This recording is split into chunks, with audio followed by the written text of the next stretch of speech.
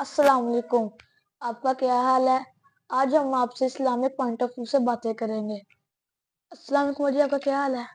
جی الحمدللہ عمر بھائی، اللہ کا شکر ہے۔ اسلامک پوائنٹ آف ویو سے آپ کیا باتیں کرنا چاہ رہے ہیں؟ آج ہم آپ سے پوچھنا چاہتے ہیں طہارت کے بارے میں، طہارت کی اسلام میں کیا اہمیت اور یہ کیوں اتنا ضروری ہے؟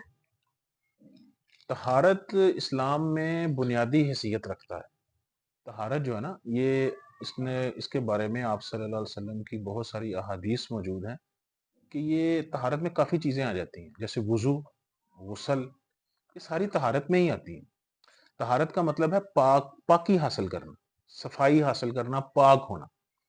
تو جو طہارت ہے نا، اس کے لیے یہ ضروری ہے کہ انسان اپنے آپ کو ہر وقت صاف رکھے۔ ایک حدیث مبارکہ ہے جس کا مفہوم یہ ہے کہ آپ صلی اللہ علیہ وسلم نے فرمایا کہ جس نے طہارت حاصل کر لی اس نے اپنا نصف ایمان مکمل کر لیا۔ مطلب ماشاءاللہ۔ کہ جو طہارت ہے وہ انسان کی جو جسمانی جو صفائی ہے اس کے لیے ضروری ہے، اور جو روح کی صفائی ہے اس کے لیے ایمان ضروری ہے۔ تو جب ایمان اور طہارت دونوں آپس میں مل جاتے ہیں تو کیا انسان کا ایمان مکمل ہو جاتا ہے۔ تو اس لیے طہارت بہت ضروری ہے۔ طہارت کے بارے میں اگر ہم بات کریں تو طہارت شروع ہوتی ہے جب ہم صبح اٹھتے ہیں۔ تو آقا علیہ الصلوۃ والسلام کا فرمان ہے کہ جب تم صبح اٹھو تو اپنے ہاتھ پانی میں نہ ڈال دو کہ رات کو پتہ نہیں تمہارے ہاتھ نے کہاں گزاری ہے، مثلا آپ کا ہاتھ کہیں بھی لگ سکتا ہے رات کو، تو اس لیے وہ ناپاک ہے۔ صبح جب آپ اٹھیں تو آپ کیا کریں، سب سے پہلے اپنے ہاتھ دھوئیں، اور پھر اس کے بعد جب آپ واش روم میں جائیں، غسل خانے میں جائیں، تو کوشش کریں کہ اپنے آپ کو پیشاب کے چھینٹوں سے بچائیں۔ پیشاب کے چھینٹوں سے بچنا آقا علیہ الصلوۃ والسلام کا فرمان ہے کہ عذاب قبر میں بہت بڑی ایک وجہ جو ہے وہ پیشاب کے چھینٹے ہیں۔ تو ایک دفعہ آپ صلی اللہ علیہ وسلم جا رہے تھے، قبرستان سے گزر ہوا تو آپ صلی اللہ علیہ وسلم ایک قبر کے سرانے کھڑے ہو گئے، اور آپ صلی اللہ علیہ وسلم نے فرمایا کہ اس قبر والے کو عذاب دیا جا رہا ہے اس لیے کہ یہ اپنے پیشاب سے بچتا نہیں تھا، اس کے چھینٹوں سے نہیں بچتا تھا۔ اس چیز کو بہت احتیاط کرنی چاہیے۔ اب اس کے بعد جب ہم واش روم گئے ہیں، ہم نے واش روم یوز کرنا ہے، تو ہم جب جائیں تو اپنا لیفٹ پاؤں اندر لے کر جائیں، اور کیا دعا پڑھیں، اللہم انی اعوذ بک من الخبث والخبائث۔ یہ کیا ہے، یہ طہارت کے آداب ہیں کہ ہمیں طہارت کیسے کرنی چاہیے۔ اسلام میں جو طہارت کا اتنا مقام ہے تو اس کے کئی آداب بھی ہیں، تو ان میں ایسے واش روم میں جانا، پھر وہاں بیٹھنے کا سنت طریقہ، اور اسی طرح باہر آتے ہوئے دایاں پاؤں جو ہے وہ باہر نکالنا اور دعا پڑھنا، یعنی کہ مختلف دعائیں ہیں جو آپ صلی اللہ علیہ وسلم نے مختلف جگہ پر پڑھی ہیں، تو وہ اس کا اہتمام کرنا۔ اسی طرح جب آپ واش روم سے واپس آئیں تو اس طرح واش روم چھوڑ کر آئیں کہ جو اگلا بندہ واش روم میں جائے اس کے لیے وہاں پر کوئی بدمزگی کا اثرات موجود نہ ہو۔ مثلا آپ اپنا پانی کا استعمال اچھی طرح کریں، اور وہاں پر اگر ظاہر ہے انسان ہو کے آیا وہاں پہ بیکٹیریاز ہیں، انسان کو بدبو بھی آتی ہے واش روم میں، تو اس کی یہی کوشش کریں کہ اس کو وینٹیلیشن اچھی ہو، چلو وہاں سے تسلی کے ساتھ فارغ ہو کر آئیں۔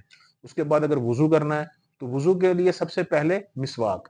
آپ صلی اللہ علیہ وسلم نے فرمایا کہ اگر مجھے اپنی امت پر گرانا گزرتا تو میں ہر نماز سے پہلے مسواک کو ضروری قرار دے دیتا۔ اور پھر اسی طرح جو ہے وہ غسل ہے، غسل کے لیے بھی جب بھی انسان، آپ صلی اللہ علیہ وسلم نے فرمایا کہ جب بھی امانت سپرد کرنے کا وقت آئے تو جلد از جلد امانت سپرد کر دو۔ تو صحابہ نے عرض کیا، یا رسول اللہ صلی اللہ علیہ وسلم امانت سپرد کرنے کا ہم مطلب نہیں سمجھ سکے۔ تو آگے آقا علیہ الصلوۃ والسلام نے فرمایا کہ اگر انسان پر غسل واجب ہو جائے تو اس غسل کو جلدی سے جلدی کر لیا جائے تاکہ انسان کی امانت جو ہے وہ اس کو جو امانت دار بندہ بن جائے۔ تو اس کے بارے میں آقا علیہ الصلوۃ والسلام کا ایک اور بھی فرمان ہے کہ جب انسان واش روم میں ہو یا بے پردگی کی حالت میں ہو، انسان کے کپڑے جو ہے جسم پر نہ ہو، تو ایسی صورتحال میں شیاطین جو ہیں وہ انسان کے پاس آتے ہیں، اور جو فرشتے انسان کی حفاظت کے لیے اللہ نے مقرر کیے ہوئے ہیں وہ انسان سے دور ہو جاتے ہیں۔ تو اس لیے جلد از جلد جو انسان کو اپنا دوبارہ سے سطر ڈھانپ لینا چاہیے۔ اور اسی طرح طہارت میں ایک اور چیز آ جاتی ہے کہ ہمیں اکثر چھینک آ جاتی ہے تو ہمیں اس کی دعا پڑھنی، الحمدللہ کہنا، اور اسی طرح پہلے ہم رکھتے تھے ایسے رومال، اب سائنسدان یا ڈاکٹر سارے کہتے ہیں کہ اپنی کونی کا استعمال کریں، بازو کا استعمال کریں۔ آپ کو چھینک آئی ہے تو اس میں لیں۔ جب سے یہ کووڈ آیا ہے اس کی ریسرچ کے مطابق اگر آپ چھینک لیتے ہیں تو ہاتھوں کو آپ کو سارے بیکٹیریاز لگ جاتے ہیں، آپ کوئی چیز پکڑیں گے اس کو بیکٹیریاز لگ جائیں گے، آپ کسی سے سلام لیں گے تو وہ پھر آپ کو بیکٹیریاز لگ جائیں گے۔ تو اس لیے ان چیزوں سے بچنے کے لیے جو ہے وہ آپ اسے اپنی کونی کا استعمال کریں۔ اور پھر اسی طرح جب آپ نے وضو کر لیا ہے، مکمل کر لیا ہے، تو آپ وضو کی دعائیں ضرور پڑھیں، یہ آداب میں شامل ہیں، وضو کے آداب میں شامل ہیں، اور آقا علیہ الصلوۃ والسلام نے ان دعاؤں کے بارے میں بہت سارے فضائل بتائے ہیں۔ تو ہمیں ضرور یہ کام کرنا چاہیے کہ جب بھی ہم طہارت کو استعمال کریں، طہارت کریں تو وضو پانی کا استعمال کریں، اس کے ضیاء سے بچیں، اس کے نقصان سے بچیں۔ آپ نے اکثر دیکھا ہوگا کئی لوگوں کو عادت ہے کہ انگلی میں ناک میں انگلی مارنے کی، اس سے بچا جائے، یہ پاک صاف رہنے کا طریقہ نہیں ہے۔ ٹشو کا استعمال کیا جائے، اگر خارش ہو رہی ہے تو ٹشو کا استعمال کیا جائے۔ اور آخری بات جو کہ آداب میں شامل ہے وہ یہ ہے کہ جیسے آپ نے کئی جگہوں پہ دیکھا ہوگا کہ لوگوں نے کمرے کے اندر یا کمرے کے بالکل ساتھ واش روم ہوتا ہے، تو اس وقت وہاں پر جب جائیں، ہاتھ دھونے کے لیے کھانے کے لیے جائیں تو وہاں پر ناک صاف نہ کریں، ناک صاف کرنے کے لیے علیحدہ واش روم میں چلے جائیں یا کسی تنہائی میں چلے جائیں، لوگوں کے سامنے کھڑے ہو کے ناک صاف نہ کریں، اس سے بدمزگی پیدا ہوتی ہے، یہ طہارت کے آداب کے خلاف ہے۔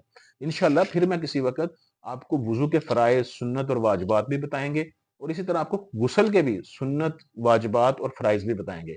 آج طہارت کے لیے صرف اتنا ہی بتانا تھا، تو انشاءاللہ پھر اگلی دفعہ آپ کو اس کے بارے میں تھوڑا سا تفصیل کے ساتھ بھی بتائیں گے۔ آپ نے جیسا کہ سنا، بابا نے ہمیں طہارت کے بارے میں گائیڈ کیا۔ آپ ہماری نیکسٹ ویڈیو کا انتظار کیجیے گا، تب تک کے لیے اللہ حافظ۔